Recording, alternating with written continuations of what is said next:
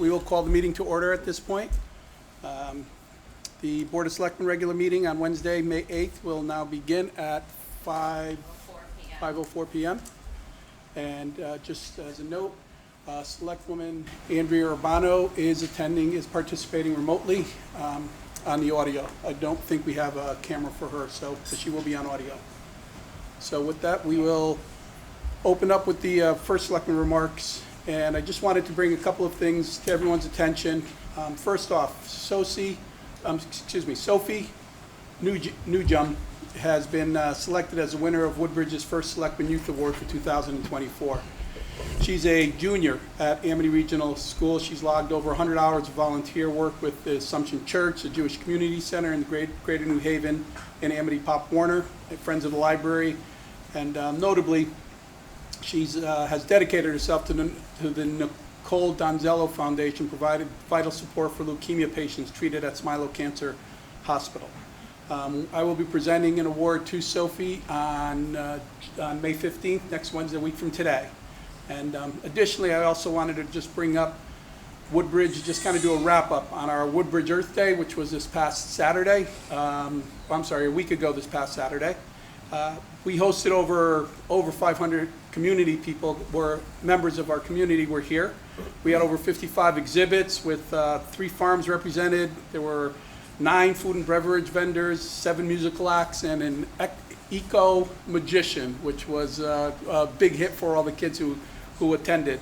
More importantly, the BRS, the Beecher Road School Green Team, collected hundreds of clothing items and rehomed at least 567 items in our community before donating the remainder to area charities. The Dog Pet Free Cycle collected and rehomed countless items. Religious organizations in town took in many donations in their charitable efforts to spread the word of where items can be donated year-round. We had a mattress recycling, which collected 26 mattresses in unboxed spring, over close to 1,200 pounds of mattresses diverted from our solid waste. The Lions collected 75 pairs of eyeglasses and 24 cell phones. Goodwill collected 11 crates of textiles and housewares. Take-Two Electronics collected over 1,000 pounds of printers and computers. Bay State Textiles collected over 40 pounds of textiles. And the Pro Shed did over 96-gallon bins of shredding, which equated to about 4,500 pounds of shredding. So all told, we diverted about 3.5 tons of waste that what would have ended up in our solid waste. We diverted those to other areas. So quite a success. The other thing I wanted to just bring up is on May 27th at 11 o'clock, we're going to have our Memorial Day ceremony. We've been having it for years, and it's been hosted by U.S. Army captain and Vietnam veteran Barry Josephs, and our Woodbridge Police Department honor guard will be there. There will also be the civil historian and author Irving Moy, and for the first time we will have a female veteran lower the flag in the ceremony, and that'll be Army veteran Patricia Alonzo. So those are just some items for you to be aware of. At this point, we'll start with our next agenda item, which will be welcoming Superintendent from Beecher Road School, Fonda Tenza. Good evening. Thank you for the shout out for the BRS, especially the green team. They worked really, really hard on that clothing collection. Short report tonight. We currently have, I always start with enrollment, we currently have 884 students, and we actually have probably 4 or 5 that aren't in that count yet because they're trying to register this week. Spring is often when we see an uptick. So just as a reference point, a benchmark, last May we had 866, and we're at 884. And this May, we're at 884. So we're up about 18 right now. So it's wonderful. We're thrilled with the growing enrollment. It does pose its challenges, but we want them all. This entire week is Teacher and Staff Appreciation Week, where we pause and give gratitude to all of our staff. Today we enjoyed a delicious homemade from scratch vegetable lasagna and salad made from our very own and talented Jane Roddy. It was delicious. Tomorrow, if you're free, please stop by, any of you. There's an ice cream truck outside. Both of these events were sponsored by our Board of Education and administrative team, and the other events that happened during the week were sponsored by our PTO, and the end of the week is a wonderful time when the children come in with flowers for their teachers. They could be yard flowers, they're just beautiful. We really appreciate our staff.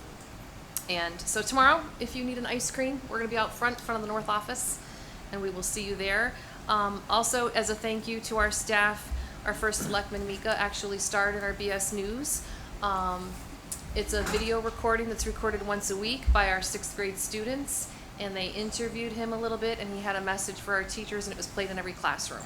So it was wonderful. I did share a copy with him. They weren't doing that when my kids were at school, so it's really a thrill to see the entire production, and compliments to those who really coordinate that. Our because tech that team, and led by Jeannie Charleglio, It was a really does a wonderful- nice job with wonderful that. thing, and, Great skills for the kids to have. And I appreciate having the opportunity to say thank you. Absolutely. Also, a point of interest, you can find on our website, our air quality report is complete. I did post it along with an executive summary because the actual document is really long. But if you want the nitty-gritty details, it's all there. And it's truly a celebration of great results. And I think a large part of that goes to our town boards in supporting the funds that went towards keeping our school air quality processes and structures up to above state qualifications. So we pursued this on the early end of the state mandate, and we have excellent results. Vito Asparo has worked really hard to wisely invest your funds to make good decisions that are proactive, and not everybody's reports for their districts are coming back anywhere near as solid as ours. So you can look, you can see the whole report, you can see the executive summary. And I also asked Vito, and he created a PowerPoint that he shared with our staff at a staff meeting so that they would be reassured of the great data. So if you're interested, please look at our Woodbridge Schools website. As a quick aside, I wanted to give a shout out to Dwight Rowland and the entire crew that did the Bethany Woodbridge Little League opening ceremonies. I was there with Mika and the Bethany First Select Woman, and it was amazing. I've never seen such a thing in a community for baseball opening ceremonies. The BRS marching band led the groups in, and really it was extremely well organized and very exciting. And then also just for BRS, we just finished celebrating Arc Suite 17, which was a themed celebration of the sun, kind of linked in with the eclipse this year. And all of the grade levels had beautiful artwork displayed throughout our school. It was incredible. Hard to imagine that June 11th is our last day. It's just a few short weeks away. So sometimes the days feel really long, but the year goes by in a snap. And our year is full of culminating activities, of which perhaps you will be a part of, and we encourage you to reach out. If you don't have anything to do, I am sure we have something on our calendar that you could come attend. All the future parents on this side of the table are like, we have enough. Thank you. Thank you. All very good much. stuff. All good It is stuff. all green. Incidentally, Superintendent, I just wanted to mention that our Sustainability Committee is reaching out to different departments, and we'll be reaching out to the school with regard to the air quality, because we're going to see if we can get recertified from a sustainable CT perspective, and that's I know that's one of the criteria. So thank you for that. All right. Any other questions?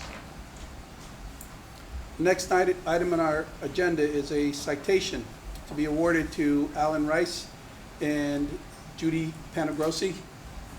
And indeed.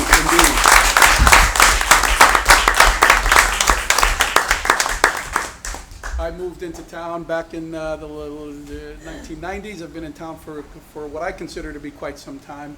But they've probably got 20 years on me in terms of just the store, and the presence has been, everyone knows the Amity Meats. And I hope the next 50 goes as well. amen, so do I. And Alan, I also wanted to recognize your involvement in our town as a town treasurer.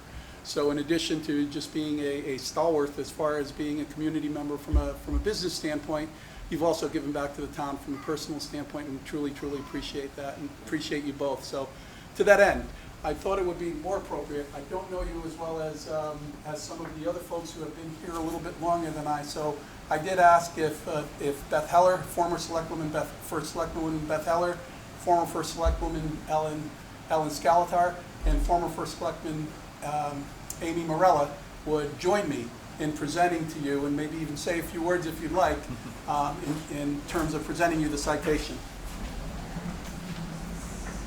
We're trying to emulate that whole three presidents thing. So, Just, I'm gonna push this table forward a bit and you guys can stand in front of there. I thought I was getting a statue on it. Face, we're gonna have to work on that. face this way. Face that way, okay. And I'm gonna get my camera up there. Stand right there.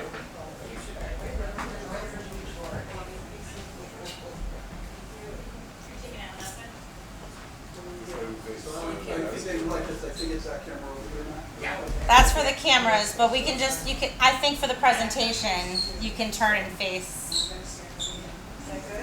So first, Alan, for your decades of dedicated service to our town and valuable contributions of the Amity Mead Center, which has provided our town with a sense of community as a meeting place, MEAT. Your efforts have enriched countless lives and left a lasting legacy that will not be forgotten. Representative this citation. Thank you. Thank you very much.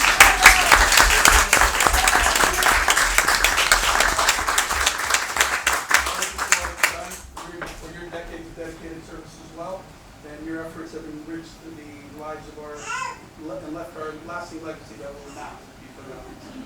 Thank you so much.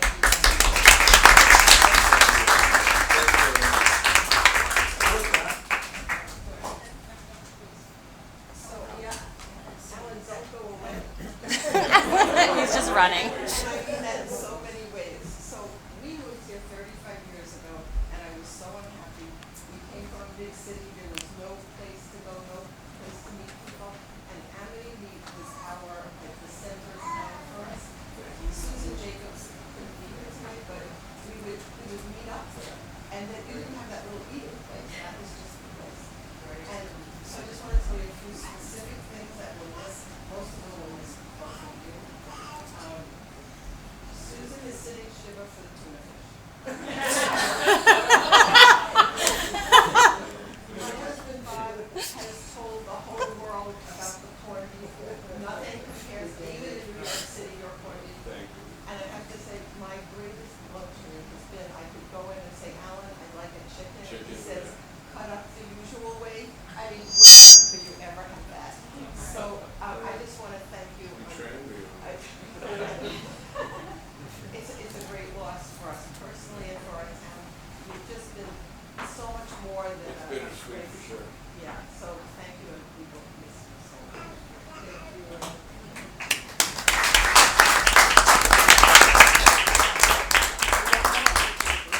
There's a whole lineup here. There's three of them. I don't know, anyway. Put my back to it. Is that, whatever, everything Ellen said, plus I'm sitting shit for a people. And this is with this entire day, buy it, $7,000 double baked potatoes. But again, our story is similar to Ellen. We came from Boston, you know, big city, coming here, and I had 3 kids. Where do I feed them? I think we were my first, my last, and my everything. Always going there when I was first selected. Just run down and going to, we call it the Amity here. We're just going to Amity. I mean, everybody knew where we were going. And I'm just going to miss you terribly. I'm happy for you, and I can tell you retirement is wonderful. Go for it. Trying to adjust to it. You'll do it. Not easy. And you got grandchildren. If you want to make room for my family anytime home.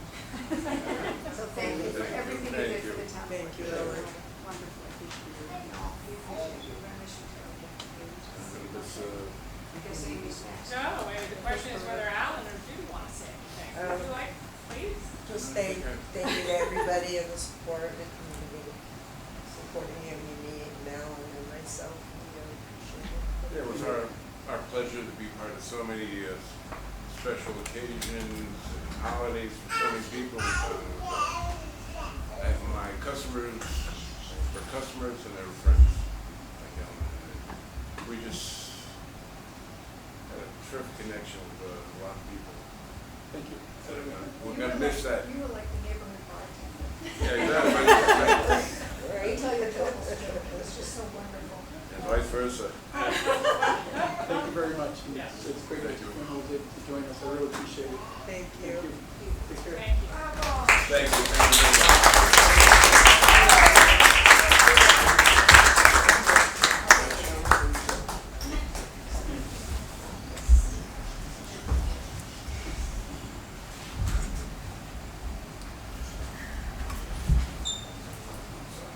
All right. Our next item on our agenda is our administrative assistant's report, our administrative office, assistant administrative officer report, which is usually provided by Karen. We'll give it a moment.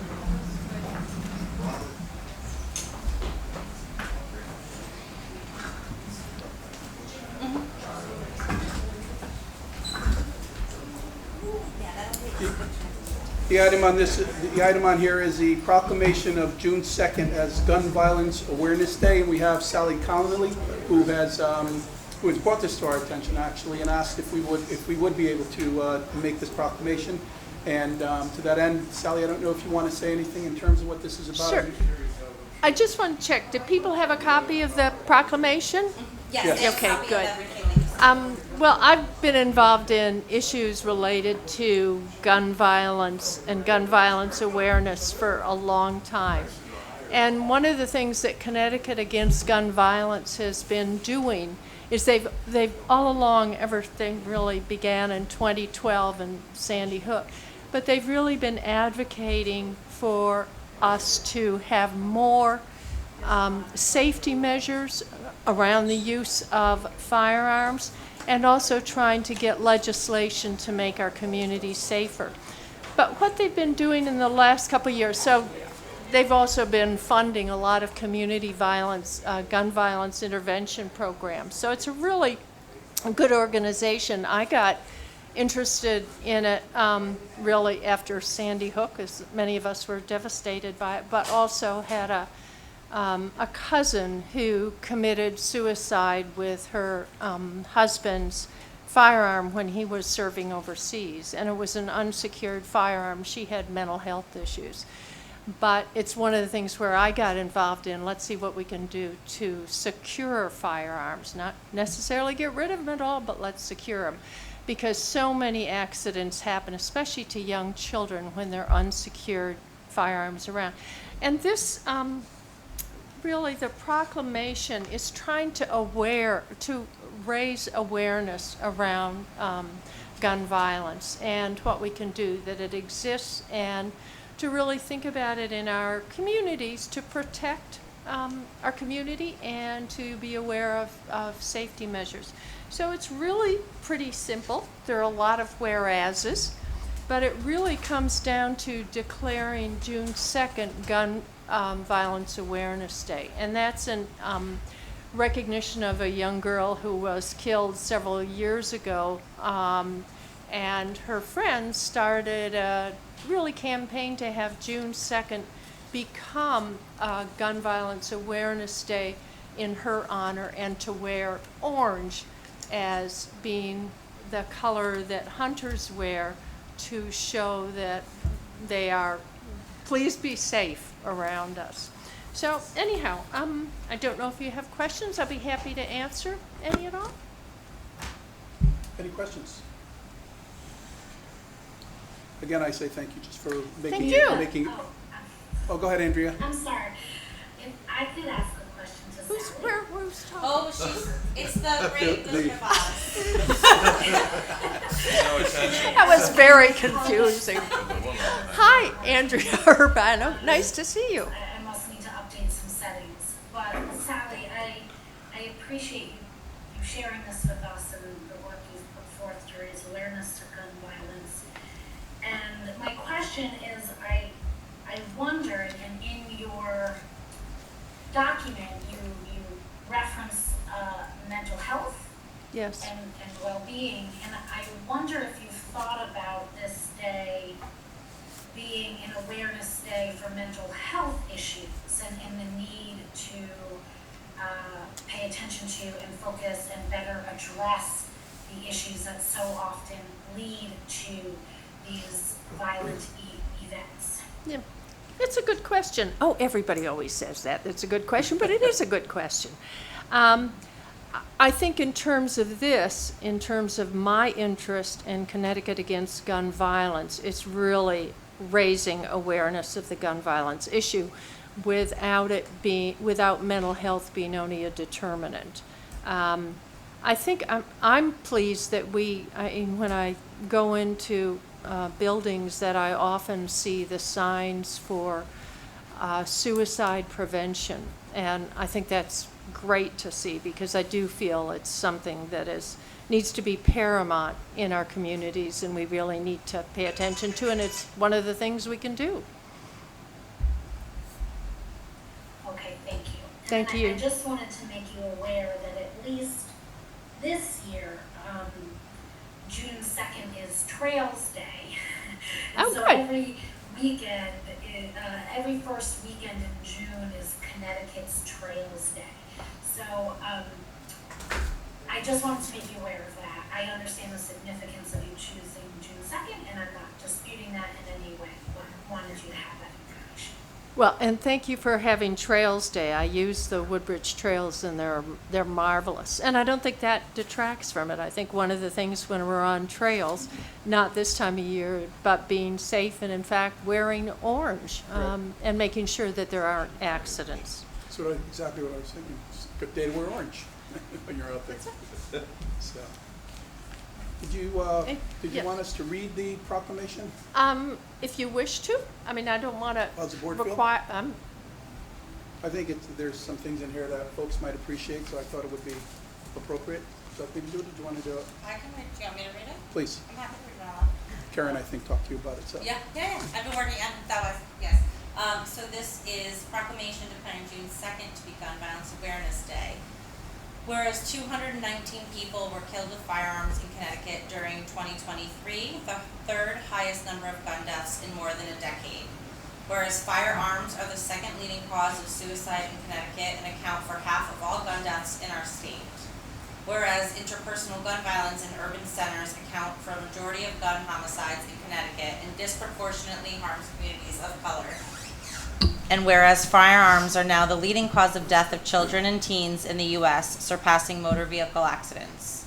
Whereas health experts, including the American Public Health Association and the American Medical Association and the American Academy of Pediatrics, have declared gun violence a public health crisis. And whereas exposure to gun violence can change a child's brain development and lead to short and long-term consequences, including decreased academic performance, chronic health problems, substance abuse, and unstable employment. Whereas pervasive crisis response drills need to prepare students in case of a school shooting, create emotional harm, and whereas more than 80% of child firearm suicides use a gun belonging to a family member, and 3/4 of school shooters obtain the gun they used from their home or the home of a relative. Whereas abused women are 5 times more likely to be killed if the partner owns a firearm, and nearly 1 million women have reported being shot at by an abuser. Whereas 6 out of 10 firearms recovered at crime scenes in Connecticut in 2022 came from out of state, all from states with weaker gun regulations than ours. Whereas nationally in 2021, police recovered more than 19,000 untraceable ghost guns that are preferred by criminals, a 10-fold increase from 2016. Whereas this June 2nd would have been the 27th birthday of Hadiah Pendleton, a teen who was shot and killed as an innocent bystander in a park in Chicago, following which her friends chose to wear orange on her birthday because hunters wear the color orange to protect themselves. Whereas joining together, we can call attention to this public health crisis and signal our commitment to reducing gun violence in all its forms. Now therefore, I, Mika Cardozo, along with the Board of Selectmen, do hereby declare June 2nd, 2024 to be Gun Violence Awareness Day in Woodbridge. And thank you very much for your involvement. Thank you very much. You're Thank welcome. you. Appreciate it. Be healthy. Stay well. Thank you. You as well. Thank you. Next item on our agenda is the Administrative Officer and Director of Finance report. Tony? Thank you. I have a report through April of 2024. The result is a year-end budget surplus of just under $1.2 million. As you know, we have an allocation of $800,000 in our budget from fund balance, which essentially means that we would have a projected increase to our fund balance of about $400,000 at the end of the year. That brings us to just above 15% of our annual expenditures. We have some of the same items here. There's just basically a few major items that contribute to the surplus. First is interest income, which is just about $400,000 above budget due to the rapid increase in rates. Second is the town received additional funds in the State of Connecticut Revenue Sharing Grant, which is not anticipated during the budget nor guaranteed during the budget. It's basically based on how well the state does. And expenses, we have a surplus of about $30,000 due to the closure of the pool at Beecher Road School. There's a corresponding savings in recreation, but that savings will go to help pay for the cost of living adjustments that were previously funded in some departments. Therefore, we didn't have to transfer any into recreation because of the savings from the pool, which gives us more contingency. Billing official, about surplus of about $12,000, primarily due to savings in part-time wages. Benefits is similar to last month. We have a surplus of about $100,000, mainly due to the restructuring of the State of Connecticut retirement system. And finally, Amity reduced our March contribution by $462,806. So that reduction was our share of their surplus? Correct. How does that Which is about a third. How does that compare to last year's? Similar? I think it was a little bit less, if I remember correctly. Okay. It's been as high as 600 and even 900 in 1 year. Very good question is how will that compare to next year's? Right. It's not anticipated to be as significant next year. So under this system, Just like the we're not track. as vulnerable to, when we used to have it as a revenue, we were more vulnerable to whether or not they had a surplus. Under this system, we budget fully for our contribution to the school, and if there's a surplus, it gets reduced. So, Any other questions regarding? Onward? okay.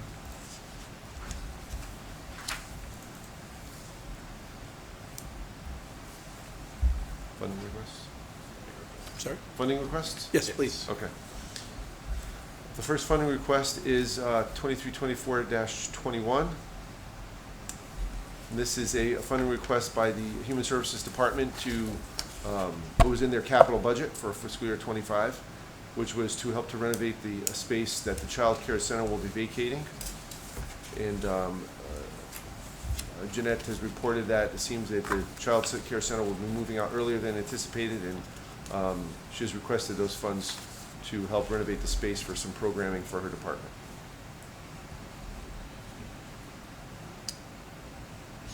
Is there any certainty to that at all? To The them moving? child center moving out? Because I seem to hear conflicting reports in terms of where It's they're not- moving it's to. not- Right. Is there a certainty to it? The only certainty I could say is that our lease expires on June 30th. That's the only certainty I can tell you. June Whether- 30th. Right. This, No, no, following next year, year. 20, Yeah. yes, okay. So, whether or not they move out by June 30th or not, that's the certainty I can tell you. Whether they move out earlier or where they go, I'm That not addresses sure. it. Yeah. Thank you. I'll make a motion to approve funding request number 2324-21 of $20,000 to create additional space for the Human Services Department in the soon-to-be vacant Child Care Center. Any discussion on this? Well, Guess I should have waited. what happens if they don't move out?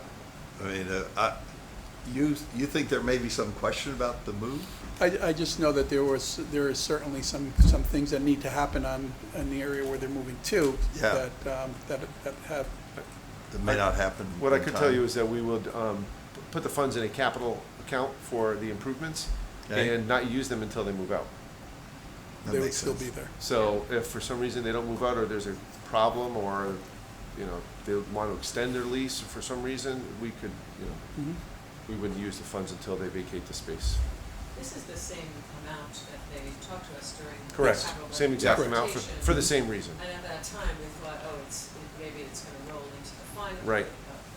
One more fiscal year out, and it sounds more like they'll be able to use the money sooner. Right. And if they leave early, do they not do the lease payments, or? That's a good question. I'm not exactly sure what the lease says on that. Yeah, okay. And whether we're gonna force them to make the payments or not, I'm not sure.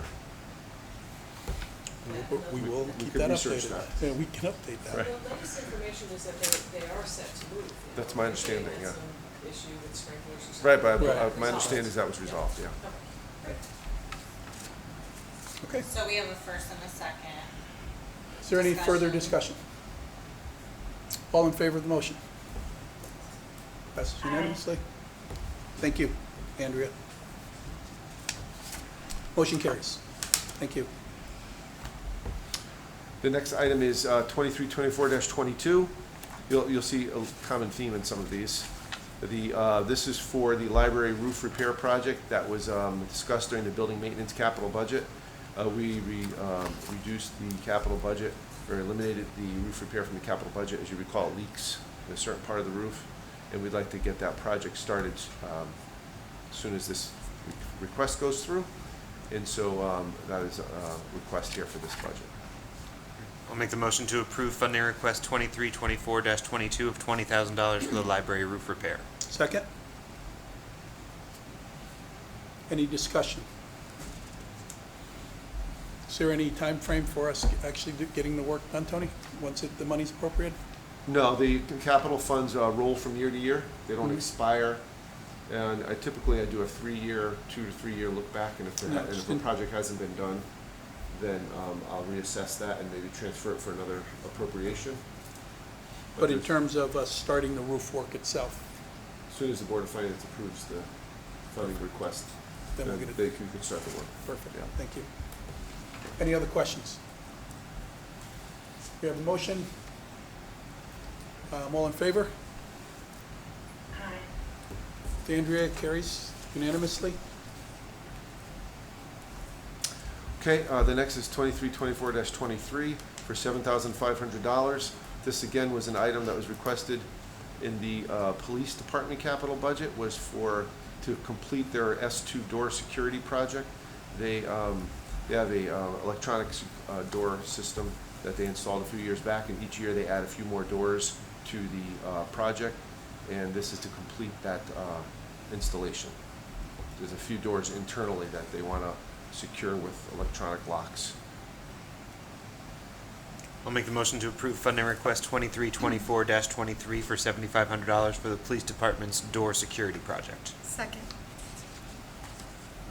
Any questions, any discussion? Hearing none, all in favor? Aye. Motion carries unanimously, thank you. The next is 2324-24. This is for $6,000. This is for funds in the center building. We have a shortage in the budget for our natural gas expenditures.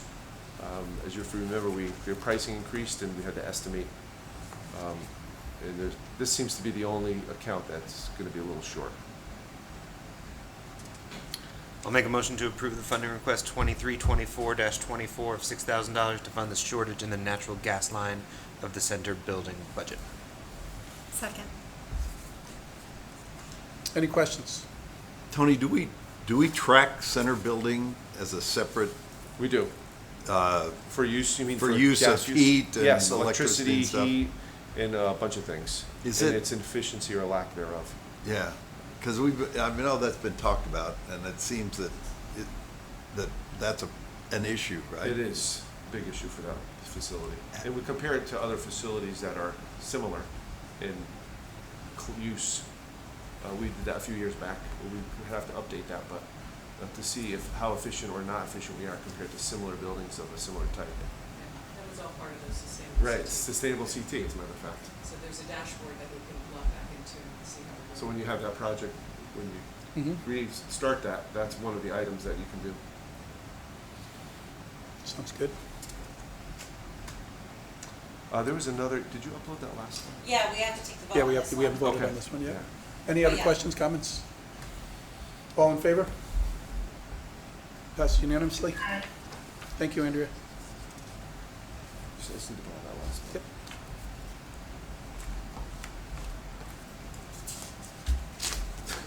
Yep. Sorry. The Human Services Department has requested $4,200 for a shortage in their general professional services line, which is where they fund the luncheon program for the senior center. The price of the meals was increased mid-budget year, and so they don't have enough to finish the year out. And so I know she's looking at other options to see what other options are available. The price increase, I think she said there's another price increase coming, so she's looking at what other options are available for the senior center for next year. So this will help us get through this year. Tony, this is a transfer Within her department, correct.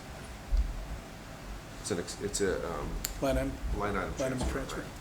I'll make a motion to approve funding request 2324-25 of $4,200 to fund an anticipated shortage in the general professional services line item of the human services budget. Any questions, comments? Tony, I don't know if you know this. The only thing I didn't understand about the memo was the line that said all new costs have been offset So by. she increased the price of the meals to offset some of the cost, But not all. but not all of it. Right. Okay. I guess that's why I was confused. Yeah, yeah. So going forward, the plan is to offset with Right, and to also to look at what other options are available now that the price has gone up and is gonna go up again, based on what she gets versus how much it costs and all that.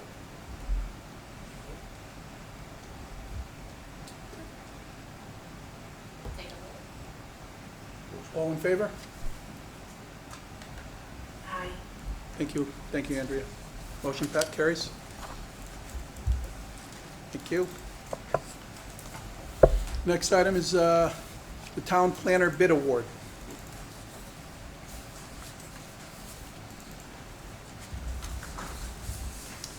So we went out to RFP for a town planner, and we received 2 responses,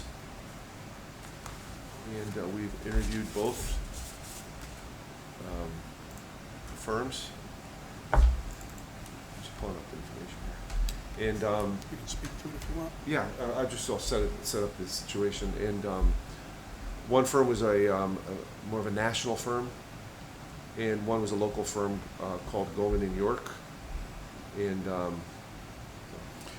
The national firm is a firm, it is what it sounds like. They have a lot of experience in all different places throughout different states within United States. However, they don't have a significant presence. They haven't had a lot of experience specifically here in Connecticut, particularly as compared to Goldman in York, who we're recommending here, who has considerable experience, and this is where there's a focus here in Connecticut, and they've done quite a bit. So from an experience standpoint, from an availability standpoint, from a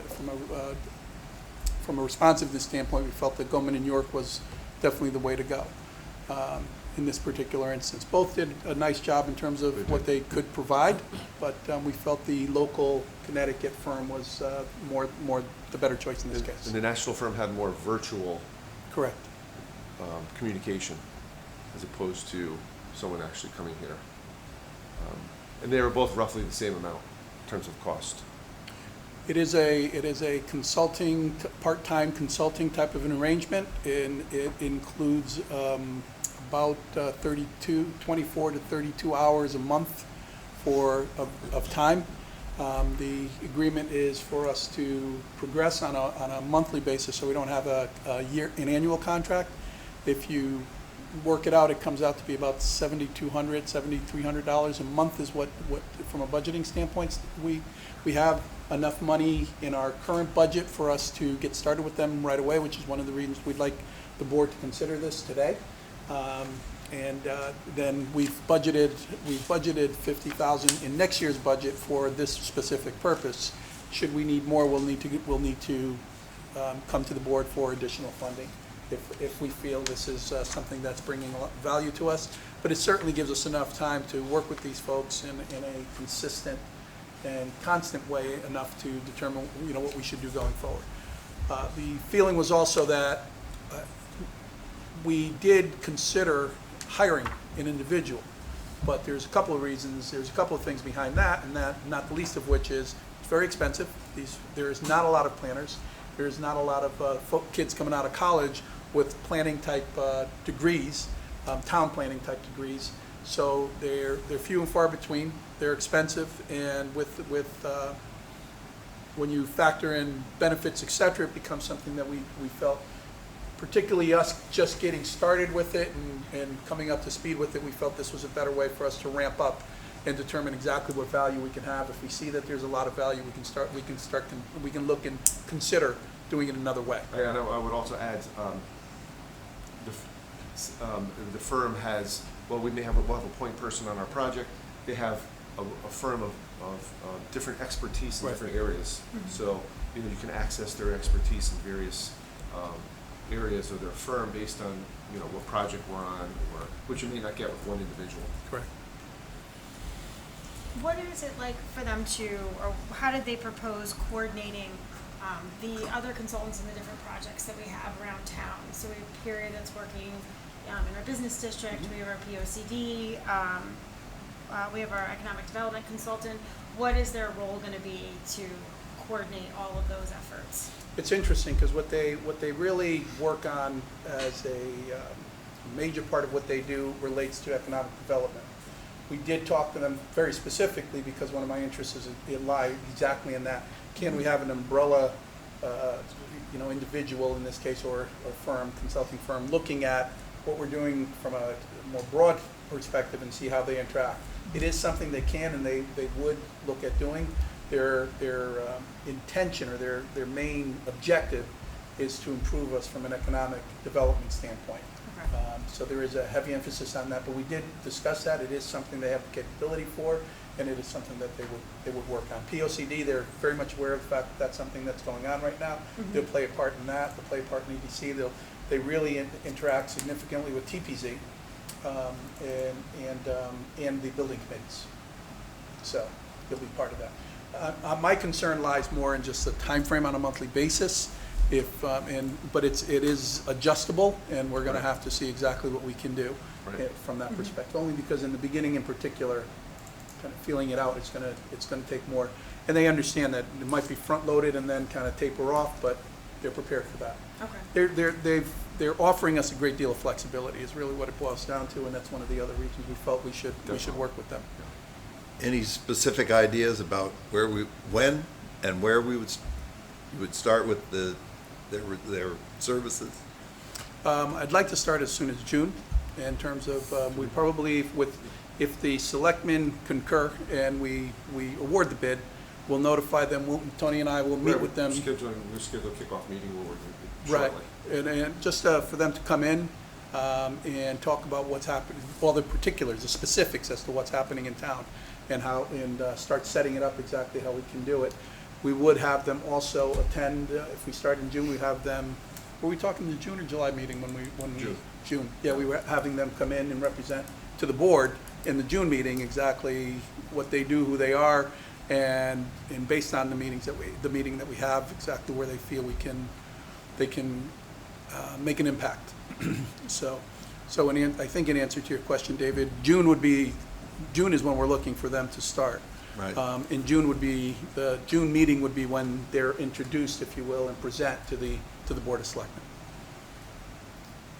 And then they would So participate. Mika, Oh, sorry, go ahead, Andrew. if I may. Yes. If I'm understanding correctly, there's not a specific deliverable we're requesting from this consultant as in a town plan, but they would function more as, I guess, just a consultant / a liaison maybe between the development of the POCD, potentially the country club master plan development, and some work that the economic development committee is pursuing. Is that correct? That is correct, Andrea. And if I heard Tony correctly, and I'm sorry, because I'm hearing you well, but there's some, unclear words. So if I heard Tony correctly, we could choose, there are different people from the firm, we can consult based on the topic of concern.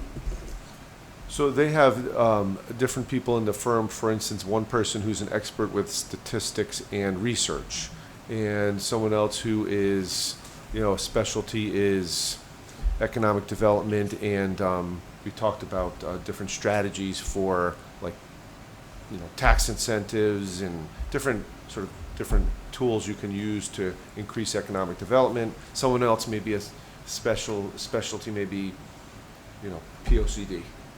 And they just have various people that we can use, or support.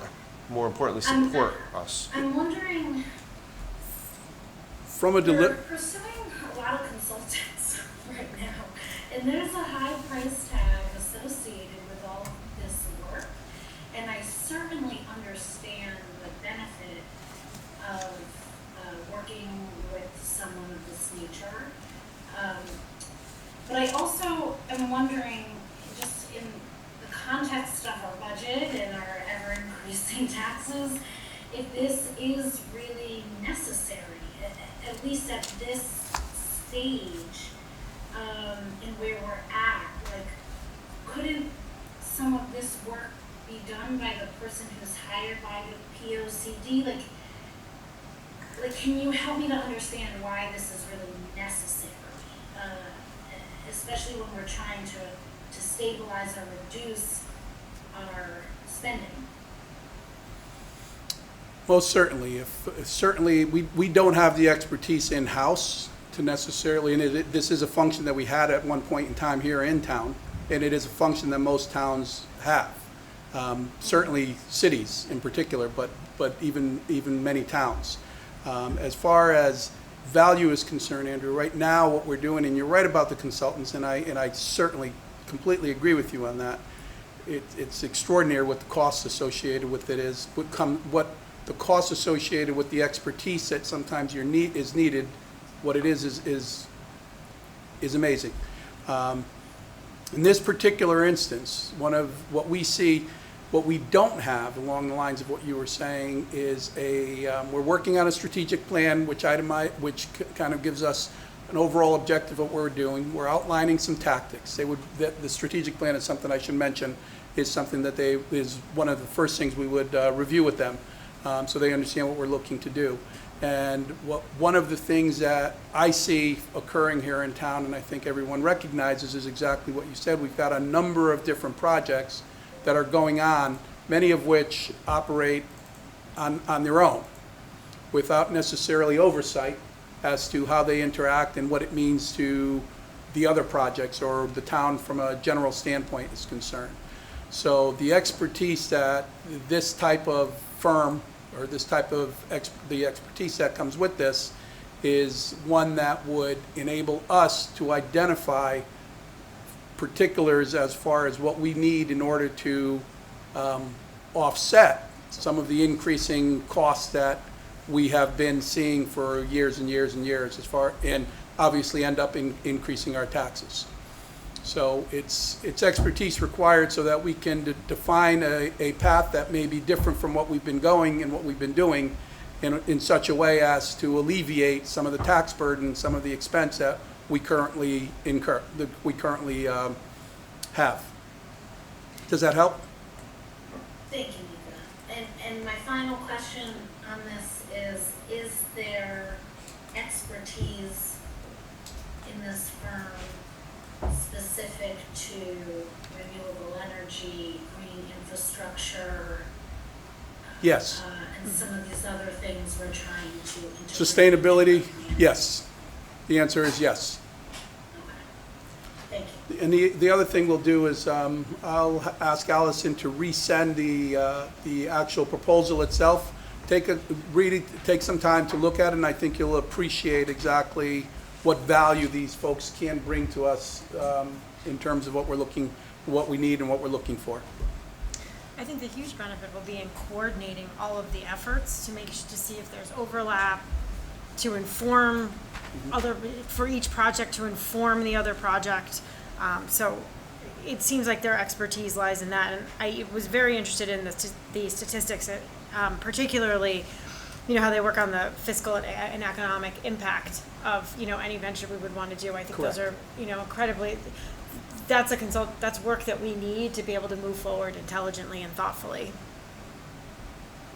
I was just going to also chime in with regard to the strategic plan. I think maybe there's an opportunity to map in. We had touched on in several areas of the strategic plan the services of a town planner, thinking it would be a staff position.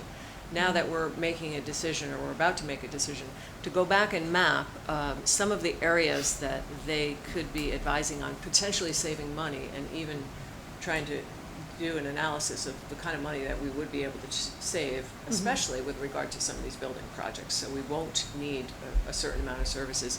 And then I would hope, and this is something we can discuss further when we look at the strategic plan itself, to be able to have a goal in mind of options for how, once we get over the initial, we kind of have a backlog of projects that we might need services for.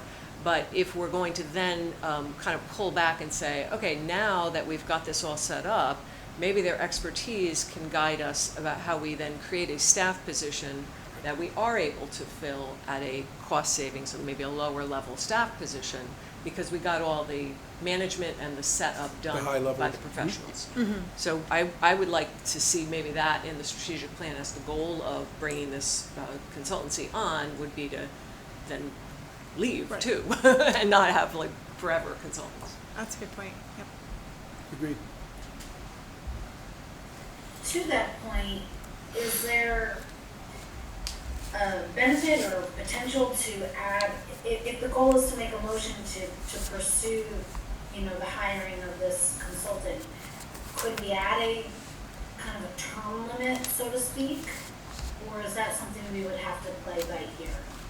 No, we could indicate, for example, we want to keep them for 6 months, or we'll relook at it in 6 months. So that, by all means, that's not an issue. It's more or less what we discussed with them in essence, Andrea. Anyway, one of the reasons they've agreed to not put us on an annual contract. So yeah, that's not a problem. So tonight, is it to authorize you guys to come up with a contract that Correct. then would Correct. be? Correct. And is our motion going to be to authorize you to go ahead and execute the contract, or we Yes. don't need to see it again? We would just be saying, Correct. go ahead based on our feedback. We're awarding the bid. Okay. Well, so when we say awarding the bid, though, did they specifically give you like an end date for their services, or they just said month to month to month? Initially, they No gave end us an date? annual cost, Okay. and in discussions with them, we identified that we might be better off if we did it on a month-to-month basis. Okay, and that's our option, because we got these bids in, and Correct. we can change it to month to month. If that's Yes. what we- Okay. Thanks. So I'll make the motion to retain Gorman and York as the town planning consultant. I'll second the motion. We've had a lot of discussion on it already, but are there additional questions, Andrea? Thanks for checking, Nika. No questions from me. We will put it to a vote. All in favor of awarding the bid for town planner to Bowman and York? Say aye. Aye. It is unanimous. Thank you. Next bid award, Tony? Okay, there's one more item, and that's the bid award for the partial roof replacement at Beecher Road School. We issued bids for the partial roof replacement, and we received 5 bids. This is a classic example of why you go out to bid, because the low bid was $799,000, and the high bid is almost $1.2 million. So we had a scope review with the architect, with Silktown Roofing, who is the low bid at $799,000, and with the school represented, school administration, and we went through the bid, and we are comfortable that they have that it's the base bid is acceptable, and our architect has recommended Silktown Roofing for this project. I will add that the budget was closer to the $1.2, $1.3 million figure on our project, so we will have funds to return, so we won't have to borrow as much when we ultimately borrow for this project. It's important to award this because we have a timeline in place where we'd like to get the roofing work done over the summer, and so if you award it this evening, we will then have a draft contract that we will try to execute within the next week or so, and get them, so that I believe they want to start like the day after school ends. They want to start coming on site and start working. And if I could add, we came in under budget and there was an option to choose different material that would have given us a 30-year guarantee on the roof as opposed to a 20-year guarantee, so they were able to opt into that 30-year guarantee as well. Right, the 30-year, yeah, the 30-year guarantee is in the base bid. If you look on the results, the deduct alternate, number 1, is what you would take off the bid if you want to go to a 20-year guarantee. Wow. 10 years, 32,000. Right. Okay. So I'll make a motion to award the Beecher Road School partial roof replacement project to Silktown Roofing, Inc. for the base bid price of $799,000. Second. Any additional questions or? I did have a question. So this is the portion of the project that is being sent to the state for Correct. reimbursement, Correct. right?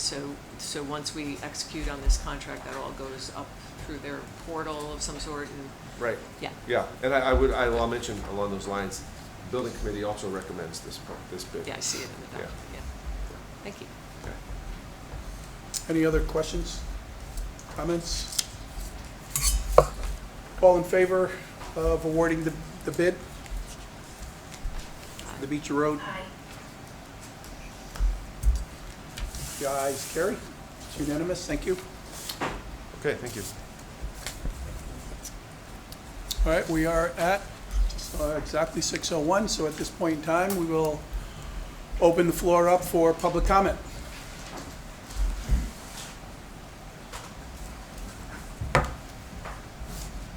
Thank you. Amy Morello, 184 Rimmon Road. I actually have 2 comments. One, just because of listening to you all, and I appreciate all the work you've been doing for the last hour. I feel, and I expect a number of people feel, that because in part of COVID and because of the workings of the last administration, things are happening that never really got fully vetted. And there are 2 examples. One is the community center, whatever it's called, and the other is what to do with the center building, which I understand it comes in at over $40 million, but never was presented in a way at a public forum where people could ask Lester questions. And then I add to that to the concern people had about coordinating all these disparate projects, and I share that concern. I'm glad that there's recognition that we need to coordinate and among the different things going on, but I would ask that in addition to briefing on these things that are ongoing, you actually also brief on your strategic plan, because presumably that's an effort to figure out how do we move forward on all these things in a coordinate way.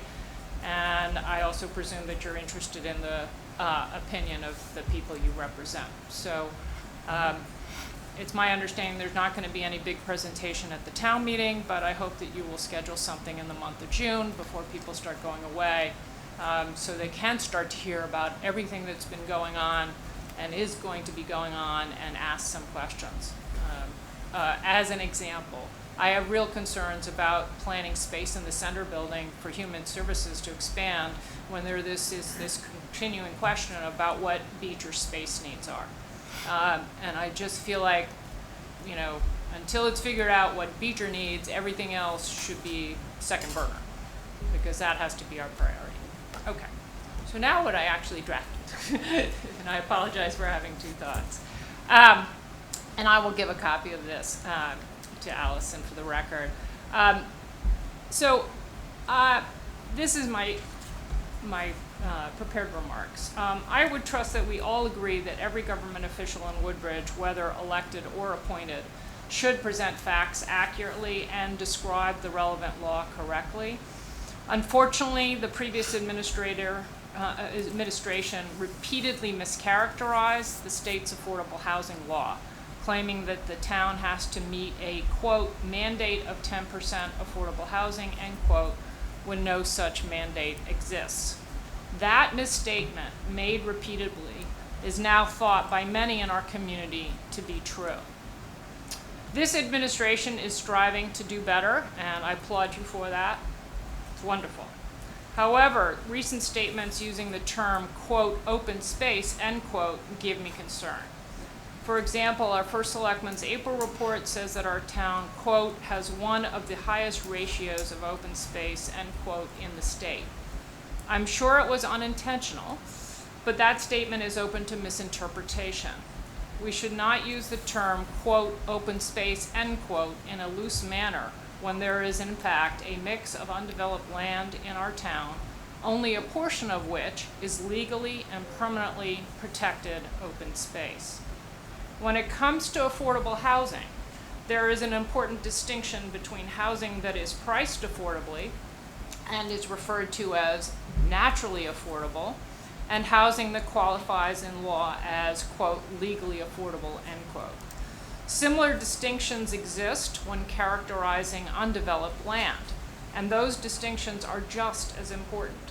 If we are going to be precise in our definition of affordable housing, we should strive for the same level of precision when characterizing undeveloped land as open space.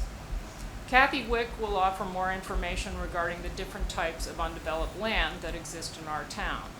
I would like to turn to a specific example in which using the term, quote, open space, end quote, for a parcel matters and requires careful application of the relevant law, which I hope our town council will address. CUPOP, the Commission on the Use of Publicly Owned Properties, has been reviewing all town-owned land for public sale or change in use. 31 Enoch Drive was purchased by the town in 1999 using open space bond funds and includes an important section of public walking trail. So why is CUPOP considering a recommendation to sell this land? I have heard that the property's purchase with open space bonds doesn't limit its future use because the bondholders have been fully paid and the bonds expired. But the relevant question isn't about the bondholders or the bonds. The relevant question is, what is the town's legal and ethical obligation to the town residents who voted to approve and paid for that bonding for a specific open space use? Our town council should look at our government's obligation to respect the purpose for which this land was acquired, as understood by those who authorized the borrowing for its purchase. If this parcel, and others like it, can be sold absent a perpetually binding conservation restriction, then the land should never be called, quote, open space, end quote. Words matter. We shouldn't use open space to characterize undeveloped land unless it is legally and permanently protected from a change in use.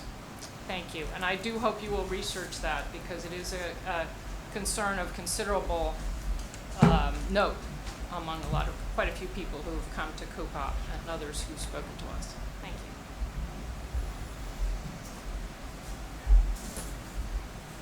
Thank you.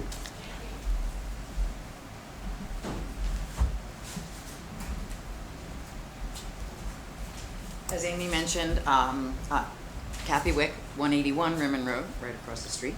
As Amy mentioned, I'm going to follow up a bit on a few of her remarks. There's a widespread misperception among town residents, which was actively promoted by past administrations, that Woodbridge has ample open space and doesn't need more. Our state government policymakers would surely disagree, since over a decade ago, the Green Plan set a land preservation goal by state law that has not yet been achieved. The state DEEP needs to protect 57,000 more acres and towns and nonprofits need to protect 100,000 more acres in order to reach that statewide goal. The source for those numbers is the Connecticut State Open Space 2022 Annual Report. Referring to the recent statement in the First Selectmen's newsletter that Woodbridge has one of the highest ratios of open space in the state, I would actually request, I'd like to have the source of that assertion, since I've searched and been unable to find any such published list. And I'd like to look into how open space is defined, if there is such a list. More important, though, is how we define our terms. And I'm going to a little bit more detail on what Amy was talking about. What do we mean when we say open space? I agree with Amy that when we talk about open space, we must restrict our definition to those lands that are legally and permanently protected. While previous town leaders have blithely asserted that Woodbridge has 1/3 open space, in fact, according to the town's Plan of Conservation and Development, the POCD, only 6% of the town's land area is legally and permanently protected by the town itself. Many people assume, for instance, the Fitzgerald Tract is protected and refer to it as open space and think of it that way, but it actually has no protection whatsoever. The Woodbridge Land Trust and Woodbridge Park Association together own 3% of the town's land area, and the state owns 1%, for a total of 10% of the town legitimately categorized as protected open space that is accessible to the public. That accessibility is an important issue because the POCD also lists the Regional Water Authority as a major holder of protected lands in Woodbridge. But these lands are very different from those just mentioned. The RWA lands are divided into two classes, only one of which is permanently protected. The RWA Class 2 lands in Woodbridge, which number over 1,000 acres, could be sold. There is precedent for this in relatively recent history, in that the Racebrook Tract was previously owned by the Water Authority and was purchased through a collaboration among Woodbridge, Orange, and the state of Connecticut. The 800 acres of Class 1 RWA land in Woodbridge are permanently protected, but they are not recreational lands fully accessible to residents. There are very few walking trails, access is restricted to permit holders, and no dogs are allowed at any time. The purpose of these lands is not to benefit Woodbridge residents, but rather to ensure clean drinking water for our city neighbors. While these acres reside within our borders, they are a regional asset. To summarize the land tally, just 10% of Woodbridge is legally and permanently protected land fully accessible to the public. Another 7%, the Regional Water Authority Class 1 land, is legally and permanently protected but not fully accessible.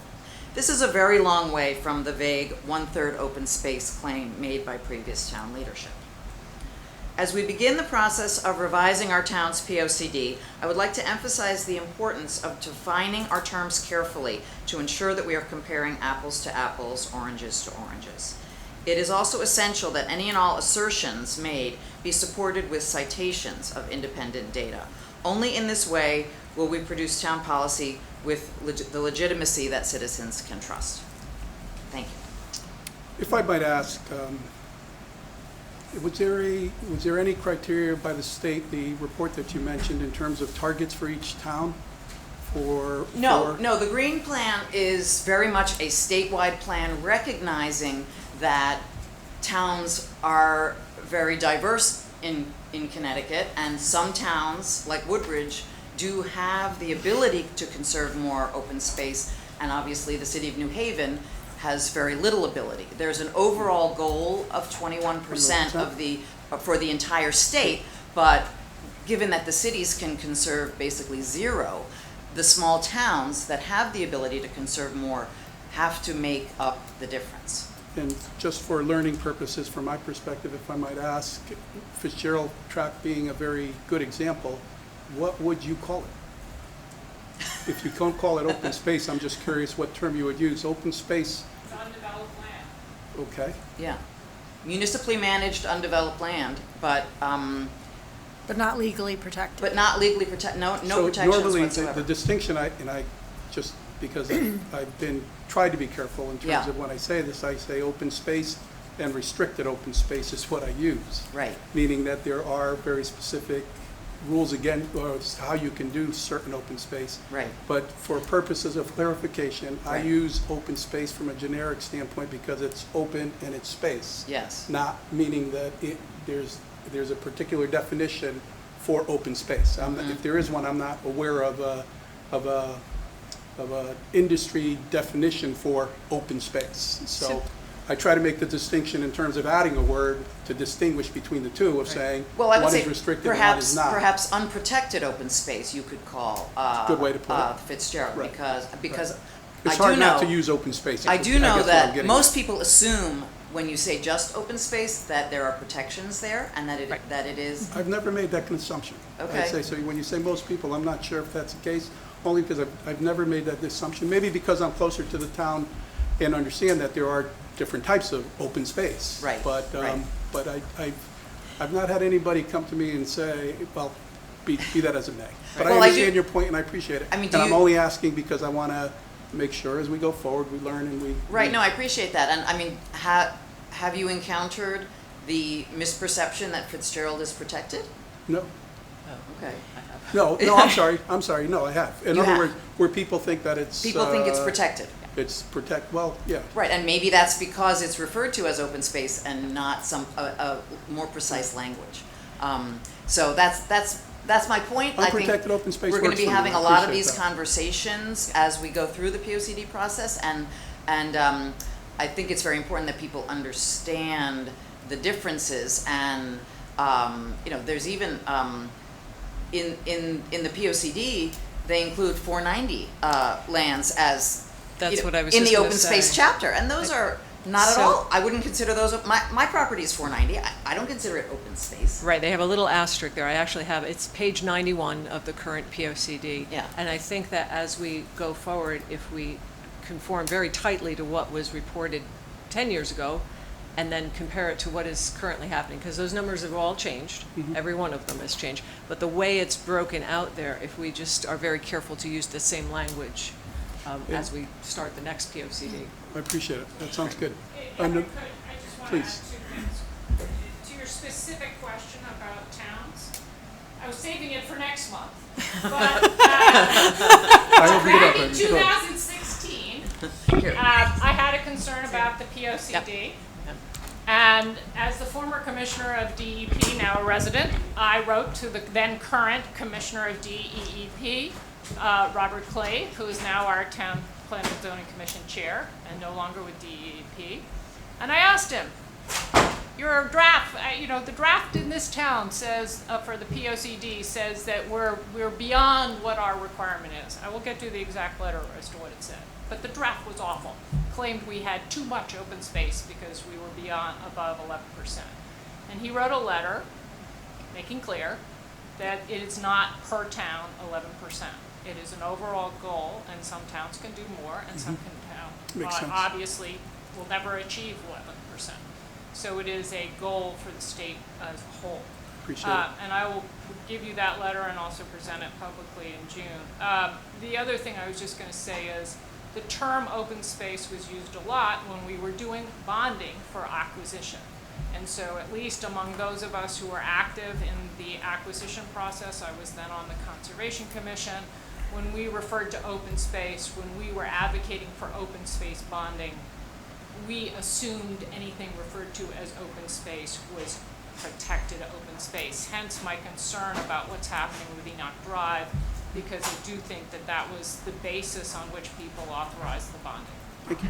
I appreciate the clarification. The only other point I did want to make is regarding the Regional Water Authority property and the 2 classifications. If I'm not mistaken, and you can certainly, I'll verify this, but if I'm not mistaken, yes, it can be sold, but it can only be sold to another water company, or the town always has a first right of refusal on that property.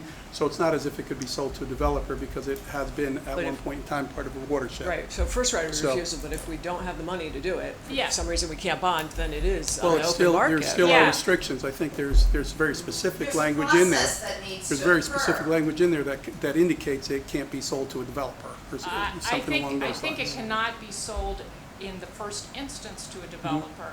But certainly when we were making the effort in town to purchase the Racebrook track, it was with an understanding that we didn't just have the opportunity to sit back and say, you can't do anything with it. Yeah. I We had understand. to pony up the money. Sure. And we sought funding from the state with the conservation restriction that comes with state funding in order to prevent the potential for development. So it is, yes, it is a multi-step process. But right. the bottom line for them is they don't need it for shed protection. That's their updated determination. Or maybe, I don't know, there may even be a fiscal basis for doing it. But then they don't have to hold on to this land forever. Thank you. Thank you for indulging me. Thank you. You're welcome. Yeah, I'm sorry. David, please. Ask questions. I know, you're right, but I did open it up, and I just So I wanted would I wanted clarification. I would only like to ask about the green space target for the state. Yes. Is that protected green space as opposed to, well, it's open, but we're going to sell it next year, so it's going to go away? No, the green plan is for protected, legally protected open space, yes. So total. Sounds pretty hard to meet. 157,000 acres yet to be protected statewide to achieve the goals of the green plan. Thank you, appreciate it. Thank you. You're welcome. Our next item is our strategic plan update, and I will. I'm sorry? Town council, Oh, I'm get a skip sorry. town council report for public comment. Town council. Sorry, Nick. No worries. So, Okay, Nick, I'm sorry, just interrupting. And as was indicated, David, ordinarily we don't go back and forth, but we can if there's some clarification points. So I did feel like I just wanted to clarify particularly the definition because I do use open space as space that's open. So, thank you. And that was my question as well, so thank you for asking. Well, as long as we were asking questions, I thought Let's get it in there. Thank you, Nick. We are now on that. why don't you take one and pass down, please? So my report is just really going to focus on one item, which is I understand at the last special meeting, the board had made certain appointments to the Beecher Road School Infrastructure Upgrade Building Committee contingent on a written opinion from the town attorney's office confirming that an appointment of a non-resident to the committee is in fact permissible and legal. So in front of you, I've prepared a relatively brief, and Andrea, I don't know, I Allison. can email her a copy right now. Okay. Andrea, can you access your email? I can, thank you, Allison. Of course. I mean, the long and short of it is, yes, in my opinion, this board can appoint a non-resident to the Beecher Building Committee. It turns on the language used in our charter as well as state case law from our appellate court, which basically confirms that where a charter expressly uses multiple terms to define governmental bodies, okay, just generically. Ours, for example, uses terms like boards, commissions, agencies, and offices as well. And those are used multiple distinguished times throughout the charter. And that means something. At least our courts have held that means something because there's a purpose to those specific words that are used. So here, the only real possible impediment in our charter I would see to appointing a non-resident for this specific purpose. I'm not saying this applies across the board to any appointments. I'm saying this is what applies to this specific committee right now. And the only potential impediment, as Selectwoman McCrevin pointed out to me, is in section 7.6 of the charter, which does clearly state that uncompensated appointed boards, and that's significant here, I think, boards are to be electors. And an elector is you're over 18, you're a U.S. citizen, and you live in town. I don't think that applies here because of the rationale that I just explained. This isn't a board. in my opinion. The Beecher Building Committee, under our charter doesn't use the word committee anywhere, but the only interpretation that I can make of what this Beecher Building Committee is under our charter is an agency. It's not a board. So I'm not compelled by 7-6 as precluding this board from taking a non-resident who this board feels is professionally and substantively appropriate for whatever the input's going to be.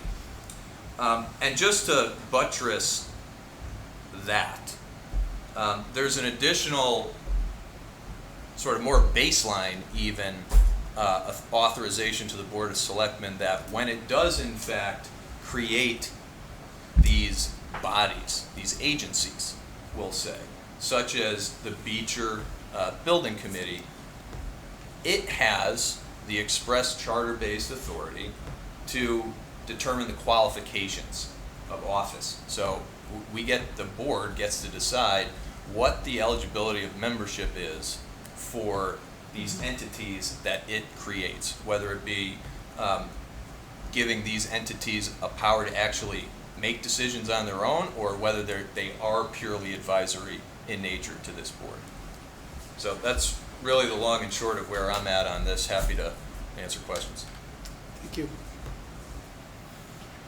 The vote of the board was to recommend that the teacher be put on the board, and it was contingent upon the written notification. So I believe with this written notification, we have what we need in order to move forward with the teacher being part of the Beecher board. So Yeah, and just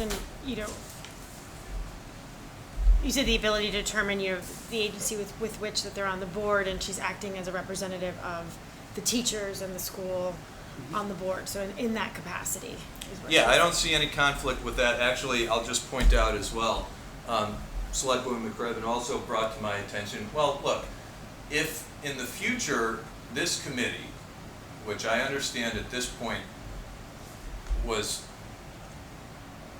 originated on the Board of Ed side, and then we sort of reformed it and recharged it here, and in the future, maybe it's actually going to be applying for school construction grants.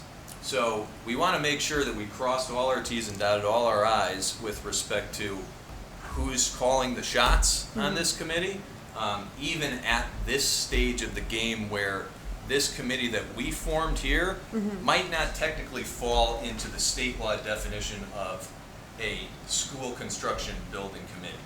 And even if it gets to that point, there are no statutory restrictions that speak to eligibility, that you need to be a resident. It's really left as a matter of local concern, and I've consulted with several of my partners who represent probably 20 boards of eds across the state, and I do have a reach out to the state, whatever the department is that issues grants, the branch that does the school security stuff, or school construction grants.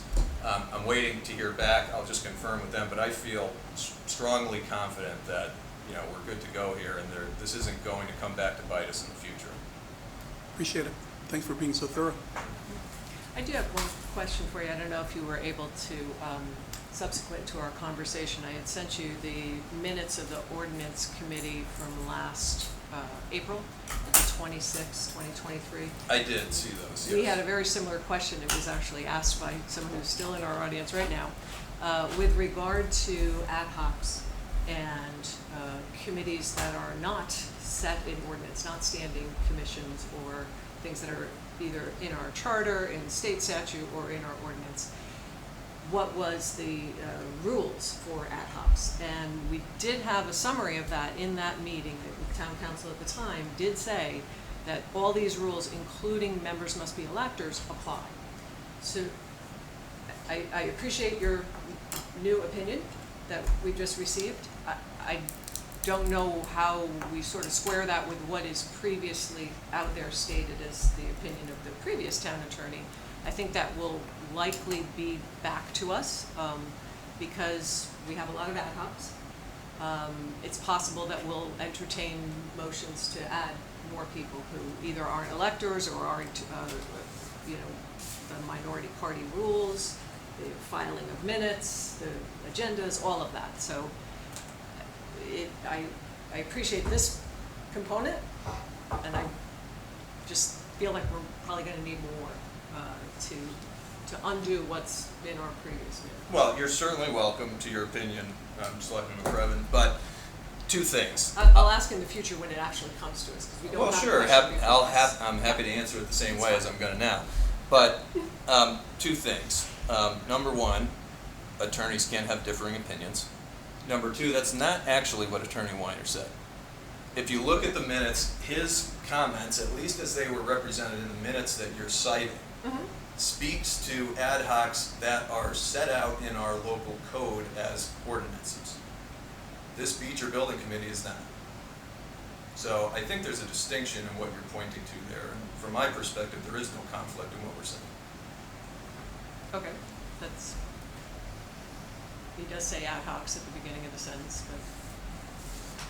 If you continue to read the minutes, I think in the appropriate context you could see he's speaking to those set forth by ordinance. Thank you. Thank you. Thank you very much.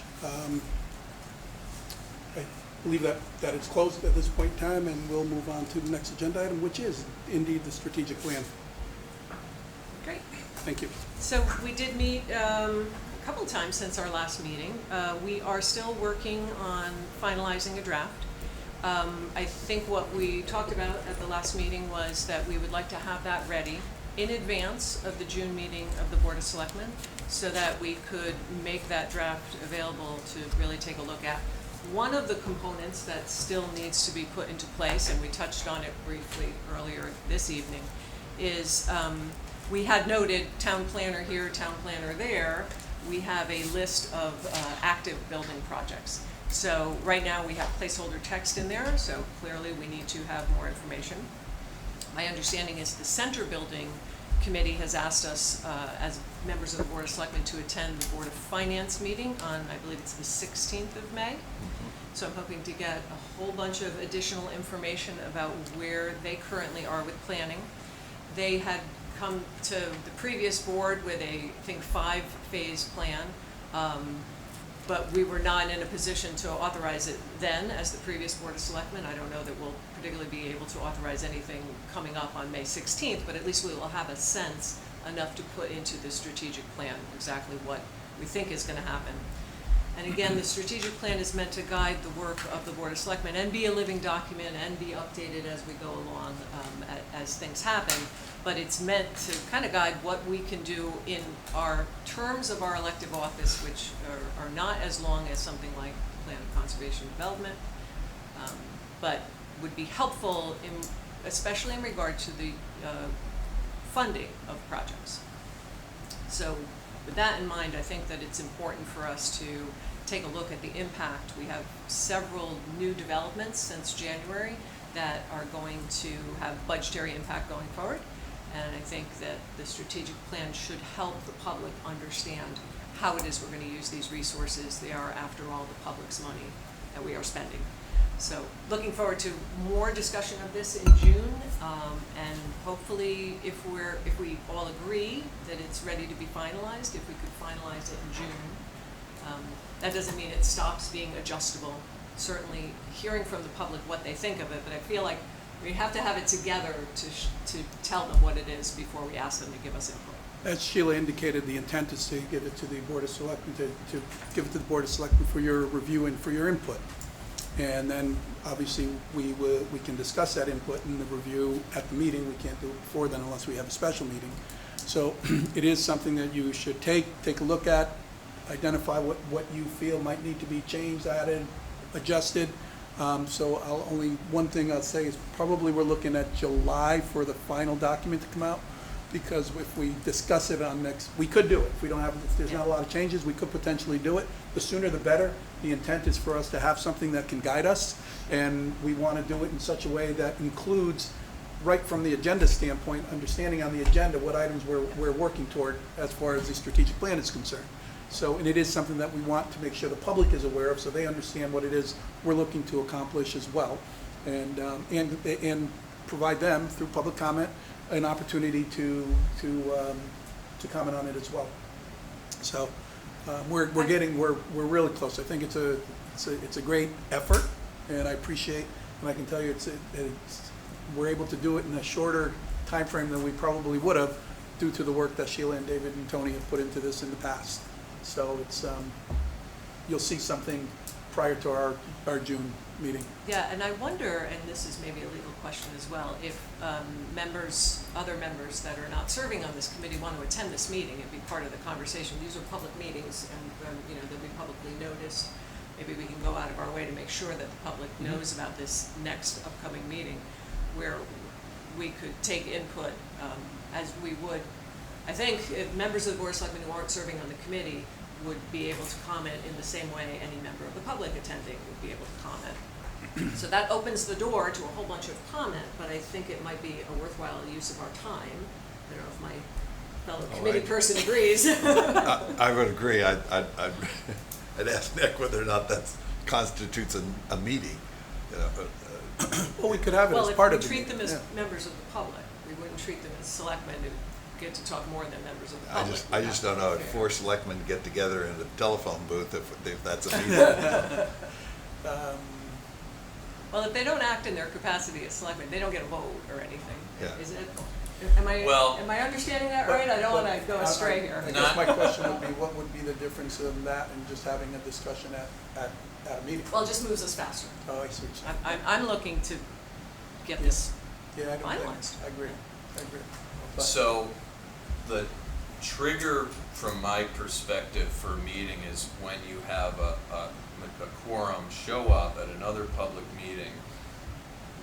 And sometimes they can get away with that because it's not speaking on an item over which they're eventually going to have some control over. Mm-hmm. Obviously, you guys are going to be approving this or not, Correct. so, if the selectmen are gonna all show up, then, I would probably say, let's just notice it as a selectmen, full selectmen meeting. But, safer, sorry, I've seen it Special go. meeting. Yeah. Want to be safer rather than sorry. So we'll consider it. So it's and doable. try to Yeah, decide. let's see how quickly we can get Okay. something out to everyone, and then we'll see what time we have in order to maybe have something prior to the June meeting, and so that in the June What- meeting, we'll be in a position to. So deliver what are something. the restrictions that we run into in just sending out paper and getting back comments and suggestions to our strategic plan? Well, you gotta dig deeper into the statutory definitions of what a public meeting is. So, what I just described, a communication to a quorum of something over which you're going to have jurisdiction, that's one. Another one, but that communication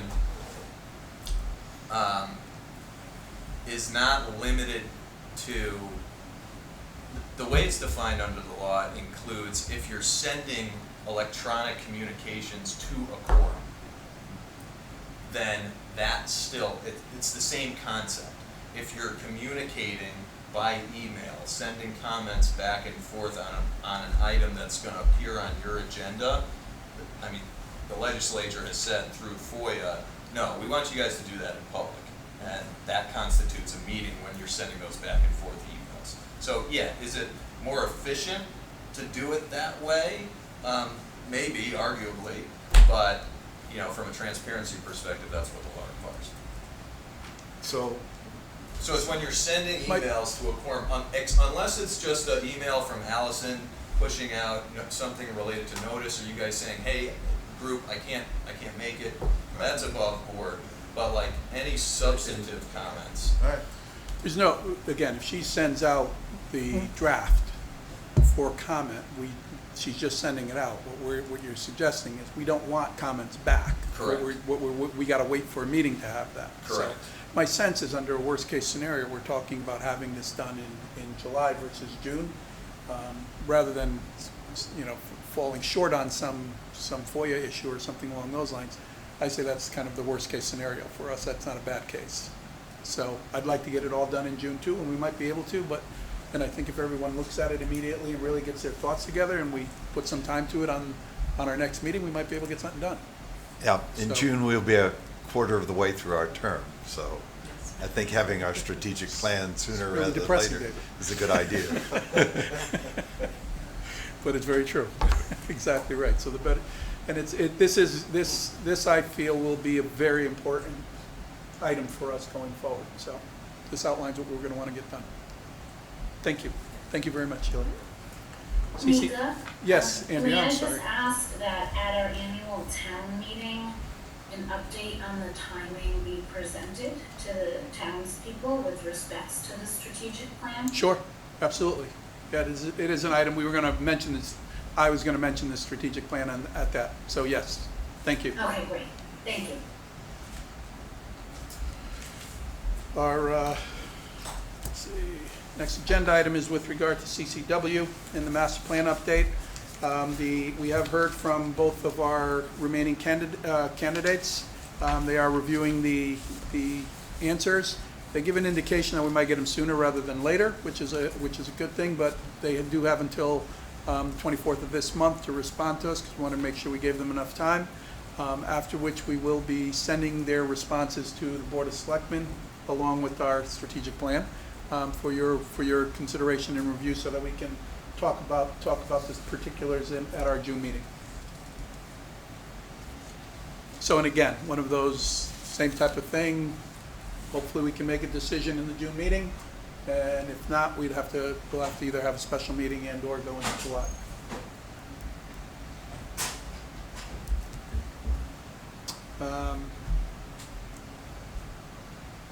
Any questions, any comments in regard to that? Andrea? No, Mika, thank you. That's clear. You're welcome. Okay, requests. We have a couple of requests for use of town property. It's the next agenda item. This is one that every year and this gets to David's point, we're talking about this already. Girl Scouts selling Girl Scout cookies during our elections. With the elections coming up, obviously this pertains to current elections and as opposed to ours, but we need to consider that. There has been a request on that. I'll make a motion to approve the Girl Scouts to sell Girl Scout cookies outside our polling location on election day. I'll second. Is there any She beat questions? you to it, Maria. That's okay. We have competing Girl Scouts here. As long as they bring tag along, I'm good with it. Any questions or comments? Take a vote. All in favor? Aye. Thank you. It passes unanimously. Thank you. And the second item is a request from resident Chris Westerfeld for a wedding on the town green. Dirk Westerfeld. Well, Dirk Westerfeld's who's getting married. Chris is the one who's holding the party. I'll make a motion to approve the request for a wedding on the town green gazebo on August 11, 2024. Second. Any questions? Yes. I am so appreciative of their family's interest in having their wedding on the town green, but I am seeking clarity after reading the document about this with respects to payment, financial costs associated with this. Because the way I read this application was that the applicant may be required to pay a fee of $60 per hour per staff member, but I don't see any detail about how many staff member, oh, maybe I missed information, but how many staff members would be required, what would the fee be? And the fee schedule to reserve the use of town property only specifies Woodbridge School District and Amity civic or nonprofit boards, or Woodbridge nonprofit boards, none of which are individuals. So can you just help me to understand how this is even a legitimate consideration? What am I missing? know Karen's not here, but I will just say Andrea, Karen, and John DeMeo from REC, and Jeanette from Human Services have been meeting to update all of these types of applications that we have on hand. They're working on that now, so this is what is available on our town website. But I did notice a resident wasn't necessarily listed, so this was what was given to him to fill out, because it's kind of all we have. And it is just a ceremony at the gazebo, like the actual wedding ceremony, and that's it. So a short period of time, my understanding. Okay, yeah, I do see that no food or alcohol or anything like that would be served, so that makes sense, Allison, but I just have like concerns, about the legitimacy of the application since the document has not yet been updated. So maybe our legal counsel can speak to that. I mean, But just, Andrew, ultimately, just, I love that they want to get married in town. That's wonderful, and I appreciate the interest. I just want to make sure, we're doing it right. I want to make sure I understand what your concern and or your question is specifically pertains to. In essence, this is it can be viewed as if this is not different than a permit for playing baseball on a field. It's a permit to use town property. And even the form indicates that the organizations or individuals wanting to hold an event on town property must fill out an application. All applications are online at the First Selectman's office during normal business office, etc. So I first want to just make sure I understand what your concern is, because it's something we do, it's something we've done, and I think from our perspective, what Allison's referring to is specifically the feeling that, similar to what you're expressing, that we need to clean this up a little bit. Yeah, and Samika, I see it says organizations or individuals Right. wanting to hold an event. But then further down the page, maybe this is just specific to fees, but it only lists school districts, nonprofits, and not individuals. So that was the concern. And then my question was, are any staff required? And if so, are we generating a fee from this request or application should it move forward? And if so, what is that fee? So can I ask a question, just in terms of, as a justice of the peace myself, I've married people in the gazebo. Right. No one's ever had an application. So it's a public park, essentially, and it's open from sunrise to sunset. And if me and 25 people want to go there and start playing Frisbee, we don't have to book it. Correct. If this individual wants to go and, assuming that there's an unobstructed view of the quaint gazebo and they want to pose for pictures and have their ceremony, isn't it just public use of our public spaces, which doesn't even require this? If there's no need for, they're not having 200 people, they're not trying to bring in chairs, they're not trying to have porta potties or need police or anything like that. If there's chairs required, I think there's a clause here: upon approval, the applicant may be required to pay a fee of $60 per hour for a staff member. But if they all bring camp chairs and sit down, right, probably no, fine. I agree with you, and it is something that was brought up as an example. Yeah.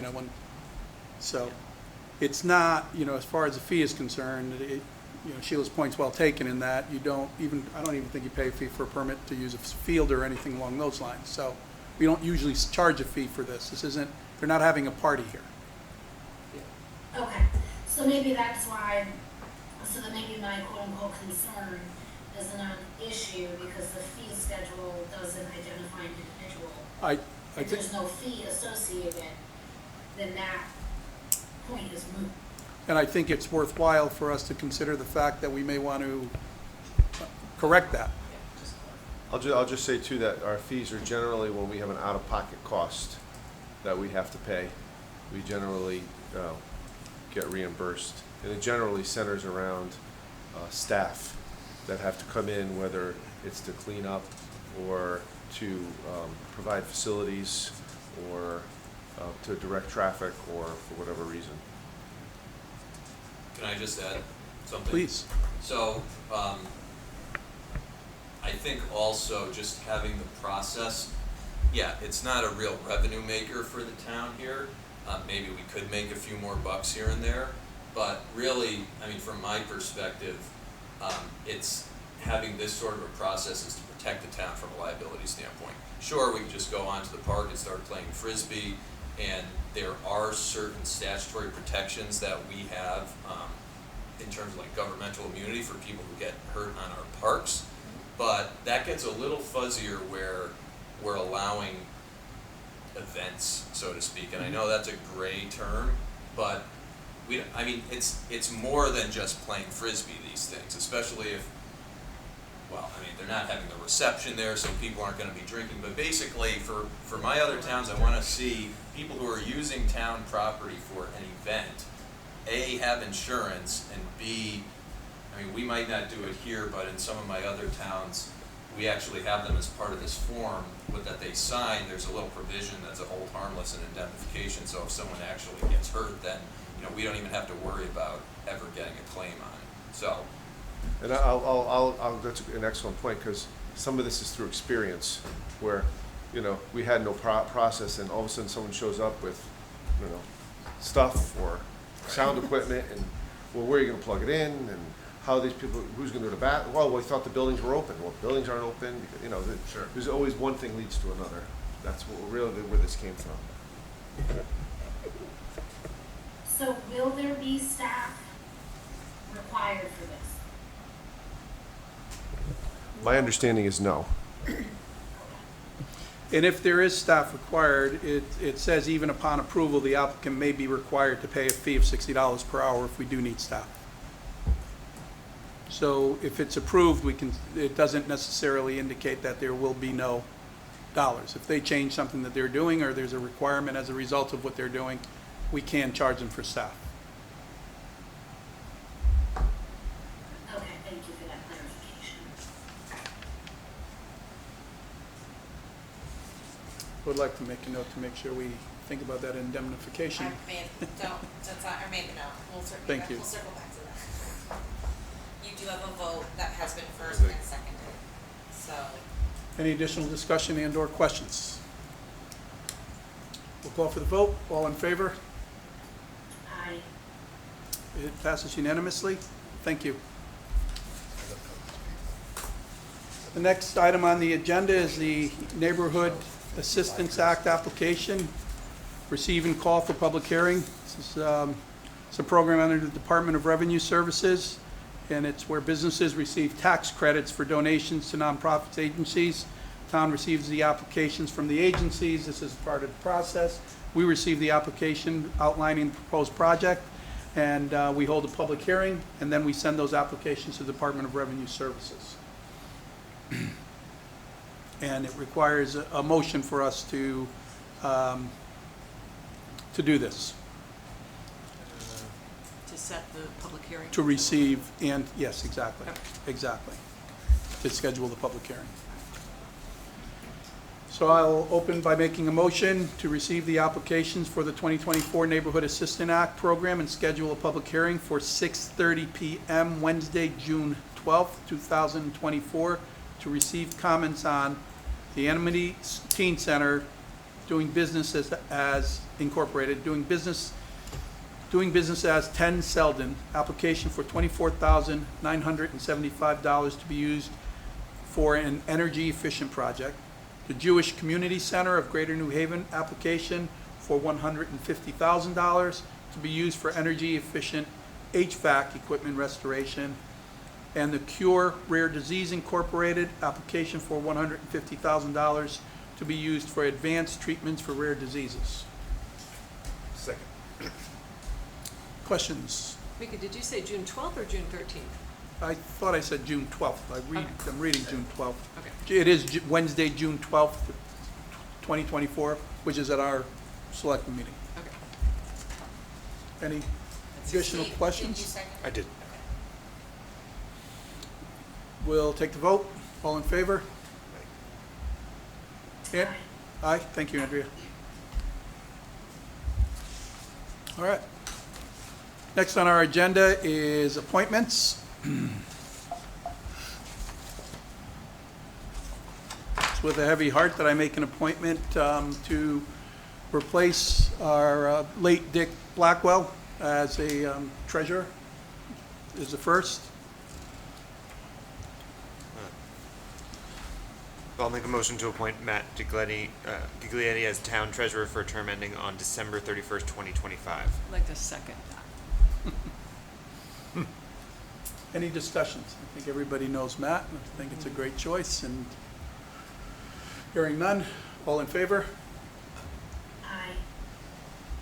Motion carries. Thank you. Welcome back, Matt. So I'll note that. Every time they. Wasn't going long. I can't help, I couldn't resist myself. Mika, I don't know that we need an additional note, but I want to note that this appointment also appoints Matt to the investment committee as town treasurer for a 2-year term ending on December 31st, 2025. Thank you. Nick, do we need we don't need a motion and a vote on that, right? That's an appointment? The treasurer serves. Yeah, the treasurer serves on that. Correct. All right. Just noting it for the record there. We also have an appointment for the South Central Connecticut Regional Water District representative, who is currently Mark Levine. And I'm sorry. Also, I'll make that motion to appoint Mark Levine to a 3-year term as Woodbridge's representative on the South Central Connecticut Regional Policy Board beginning on July 1, 2024 and ending June 30th, 2027. I'll second that. Any questions? Comments? Take a vote. All in favor? Aye. Thank you. Motion carries unanimously. And the next agenda item is our consent agenda. This is acknowledging the receipt of the town clerk's report, acknowledging the receipt of the prior Board of Selectmen meetings, 2 sets of meetings, regular meeting April 10th, 2024, and special meeting April 25th, 2024. We're also acknowledging the resignation of Nita Lathia from Sustainability. Do I have a Gotta ask for us Do I have to a- remove first. Yes. Is there any request to remove any of those items from the consent agenda? Do I have a motion? I'll make a motion to approve the consent agenda. Second. Second. Are there any questions, comments? All in favor? Aye. Carries unanimously. Thank you. I've been to 10 Selden, which was formerly the Amity Teen Center, and they asked if there was something that we could do, or I could do as a Board of Selectmen and/or the board could do to bring more attention to what they're doing, and just give them some light in terms of their activities, etc. One of the things I thought might be interesting is to have a meeting there. I thought it might be interesting to not have a meeting here, is really what it kind of comes down to. So I did tell them that I would think of that. We looked at the time that I spoke with them, which is back in February timeframe, I told them we'd look in the June timeframe to do this. And I did obviously tell them at the time, and we reiterated to them again recently, that it really, really, really depends on what our agenda looks like. At this point, our agenda for June is starting to look pretty full, and it may go on for a while. So it was also suggested by some that we may want to look in this, may want to think about doing it in the summer. I understand they have very good air conditioning, so it might be an appropriate time to do it there where things are not as. I do feel like the June meeting is going to be a very important meeting for a number of different items. So I'm thinking we might want to do it, but I did want to make sure that the public was aware of it, but more importantly, the selectmen are aware of it, where this is coming from, because you probably might have seen it on the agenda and said, why? And I'd welcome an opportunity if you have any thoughts on this, if you think it's really just not something we should or could be doing, I'd welcome that. But my sense is that it's something I would like to do specifically for that group, and just to see how it works out. Any thoughts or? Will they be able to broadcast from there? Yes. As a matter of fact, we checked on it, and one of the people who works here for us also does there, so they know what equipment is there, they know what can be done, so it's something that we would be able to live stream. We'll be able to do what we do here. So And it is large enough so that we can set up probably more chairs than we have here in case there are public attendees and things of that nature, so. Can we have bands play So- afterwards? A little concert afterwards wouldn't hurt, right? Maybe we get Tony to play. Yeah. There you go. So anyway, that's the thought behind it. And what I will say, based on our discussion today, is that our agenda will be a little full for June, so we won't do it for June, and we'll look at July as a possibility.